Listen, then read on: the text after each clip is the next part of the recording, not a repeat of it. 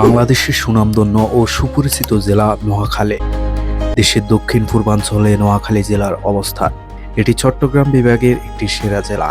নোয়াখালী জেলার আয়তন প্রায় ৪,২০২.৭০ বর্গ কিলোমিটার। নোয়াখালী জেলার উত্তরে কুমিল্লা জেলা, দক্ষিণে বঙ্গোপসাগর, পূর্বে ফেনী জেলা এবং পশ্চিমে লক্ষ্মীপুর ও ভোলা জেলা অবস্থিত। নোয়াখালী জেলার ৯টি উপজেলা রয়েছে: নোয়াখালী সদর, কোম্পানীগঞ্জ, সাতখিল, সেনবাগ, বেগমগঞ্জ, সুবর্ণচর, হাতিয়া, কবিরহাট, সোনাইমুড়ি।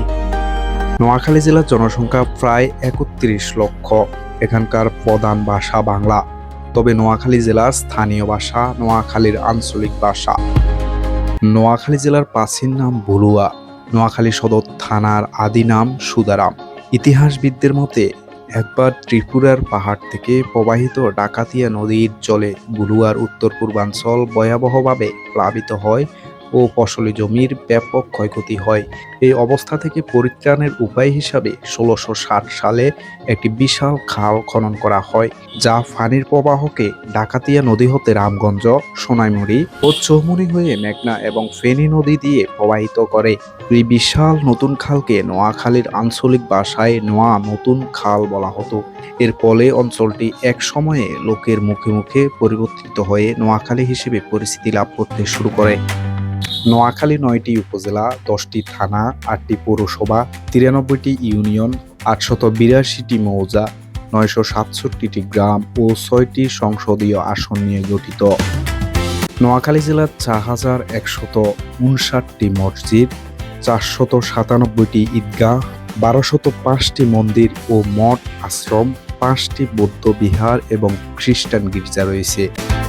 দেশ বিদেশের বিভিন্ন উচ্চ পদস্থে নোয়াখালীর মানুষ রয়েছে। এমনকি বাংলাদেশের সকল জেলায় নোয়াখালীর মানুষ কম বেশি রয়েছে।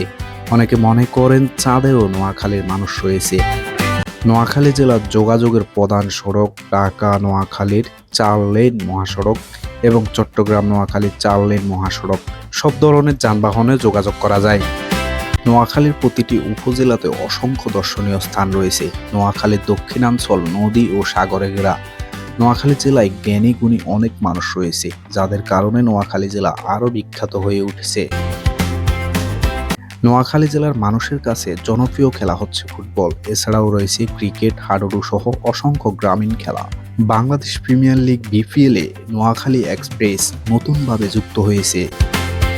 নোয়াখালী জেলায় অনেক শিক্ষা প্রতিষ্ঠান রয়েছে। এখানে প্রাথমিক বিদ্যালয়, মাধ্যমিক বিদ্যালয়, কলেজ এবং বিশ্ববিদ্যালয় রয়েছে। নোয়াখালী জেলার অর্থনীতি প্রধানত কৃষিভিত্তিক। এখানে ধান, পাট, শাকসবজি এবং মাছ উৎপাদন হয়। এছাড়াও ব্যবসা বাণিজ্য গুরুত্বপূর্ণ ভূমিকা পালন করে। নোয়াখালী জেলার ঐতিহ্য অনেক পুরনো।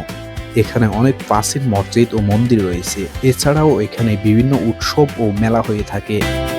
নোয়াখালী বিভাগের দাবিতে প্রতিনিয়তই রাজপথে নামে নোয়াখালীবাসী। দেশের সবকটি জেলার মধ্যে নোয়াখালী জেলার মানুষ এবং নোয়াখালীর পরিস্থিতি দেশের সকল জেলার শীর্ষে। তাই নোয়াখালী জেলা রয়্যাল ডিস্ট্রিক্ট নামেও বেশ পরিচিত।